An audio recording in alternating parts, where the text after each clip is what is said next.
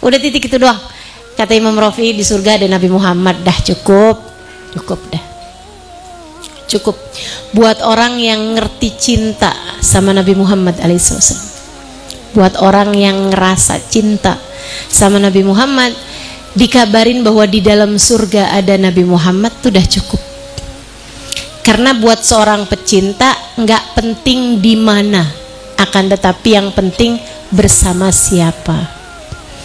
Kalau udah bersama dengan yang dicinta, mau desek-desekan, mau tasnya disuruh pangku,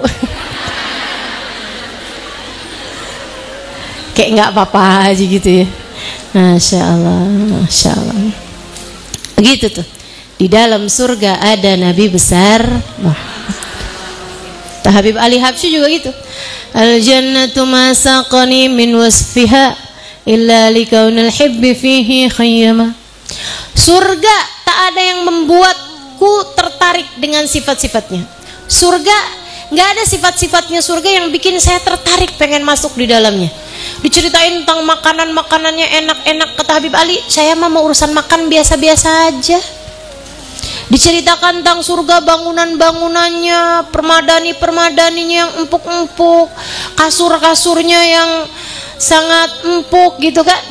Kata Habib Ali Habsyi, saya mau urusan tidur, urusan kasur, urusan sofa, urusan tempat duduk biasa-biasa aja. Oh, di surga nih ada bidadari-bidadarinya, cantik-cantik. Habib Ali Habsyi bilang, saya urusan perempuan biasa-biasa aja. Tapi pengen masuk surga, Bib, pengen. Kenapa gitu, Bib? Likaunil hibbi fihi khayyama, karena kekasih hatiku adanya di surga. Nabi besar Muhammad sallallahu alaihi wa ala alihi wa sahbihi wasallam. Man zuhziha anin nar, orang yang dihindarkan dari neraka dan dimasukkan ke dalam surga, faqad faz, mereka adalah orang-orang yang beruntung. Kalau neraka, an-naru darokat, neraka itu ke bawah. Jadi semakin ke bawah semakin sakit, semakin ke bawah semakin berat, semakin ke bawah semakin sulit gitu. Nah, neraka ini teman-teman terletaknya sebelum surga. Jadi kita kalau mau masuk surga tuh emang mesti ngelewatin neraka gitu. Jalan masuknya surga tuh emang neraka. Jadi sebelum masuk surga itu ada neraka, panjang nerakanya itu. Di atasnya neraka ditaruhin jembatan, namanya ya sirat. Saudara sekalian, si sirat ini nih adaqu minasy-sya'r, lebih tipis daripada rambut, lebih tajam daripada pedang. Kamu bisa lewatinnya, selamat, masuk dah ke dalam surga. Perjalanannya 500 tahun. Jadi orang jalan kaki nih lewatin neraka tuh 500 tahun baru nyampe ke surga. Pas nyampe di surga orang udah pada tua-tua. 500 tahun kan. Meskipun orang kalau di surga itu umur nggak akan bertambah, nggak akan berkurang. Akmar ahlil jannah, umurnya ahli-ahli surga, termasuk juga ahli-ahli neraka, umurnya orang di akhirat tuh 33 tahun. Tingginya juga rata-rata. Di surga, di neraka tuh rata-rata. Orang di neraka tuh gede-gede. Kok bisa gede-gede? Mirip kayak kerupuk. Kerupuk kalau kena panas mekar. Serem bener gak sih? Taruhin dalam neraka pada mekar. Ya Allah, mudah-mudahan Allah jauhkan kita darinya. Amin ya rabbal. Itu neraka.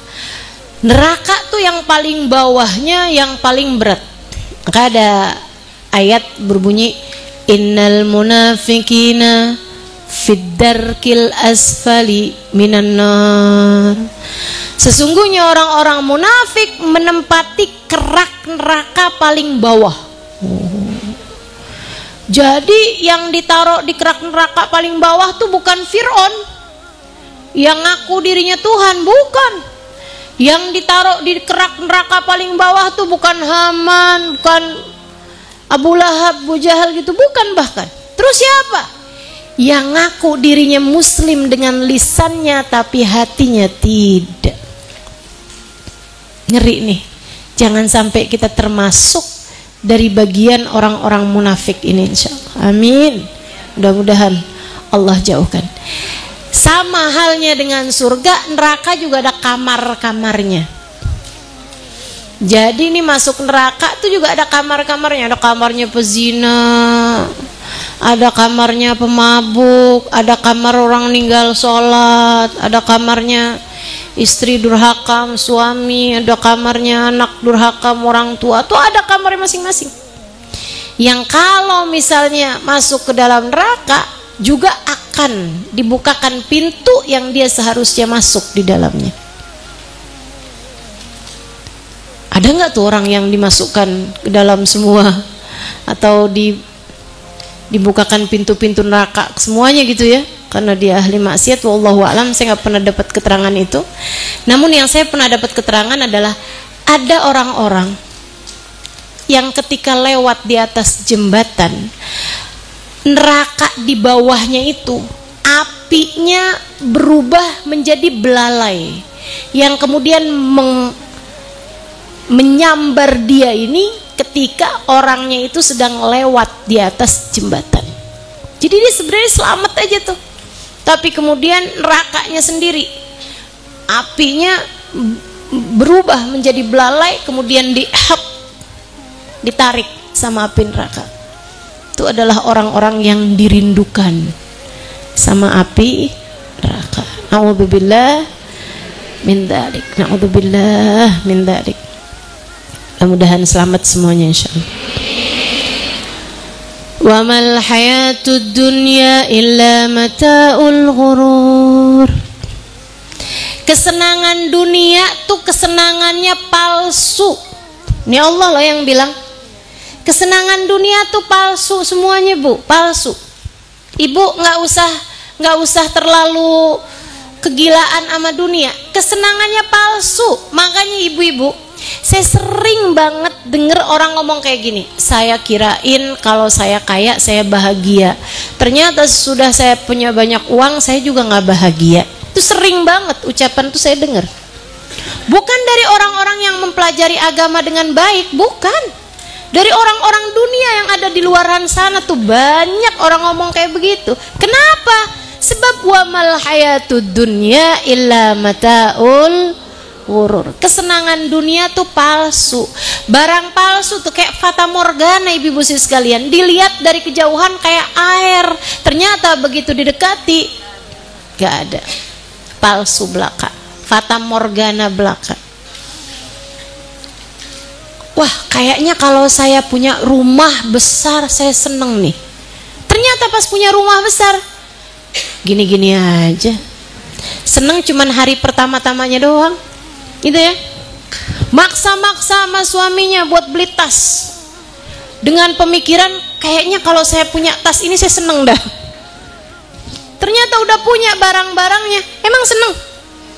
Ya juga, biasa-biasa aja, Bu. Menurut saya sih ya, Bu ya, kayak kesenangan pakai baju bagus sama pakai baju yang biasa aja, itu kesenangannya tuh 11-12 aja. Ya, Bu ya? Betul apa enggak? Ibu nih, antara pakai baju yang harganya 100.000 sama pakai baju yang harganya 1 juta, kerasa bedanya gimana, Bu? Kerasa beda apa enggak? Ih, adem loh saya. Emang ini panas ya? Kok saya adem ya? Mungkin karena baju saya harganya 2 juta nih kayaknya nih, mengandung AC.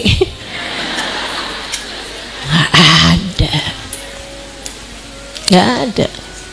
Kayak makanan yang mahal sama makanan yang murah, itu ibu-ibu saudaraku sekalian, rasa senengnya, rasa nikmatnya gak jauh beda. Ibu percaya saya, karena saya pernah nyoba segala macam makanan yang mahal-mahal ataupun makanan yang murah-murah. Makanan-makanan yang sekali, yang buat sehari makan tuh cuma habis 10.000 rupiah, itu saya biasa makannya, Bu. Saya santri, jangan lupa.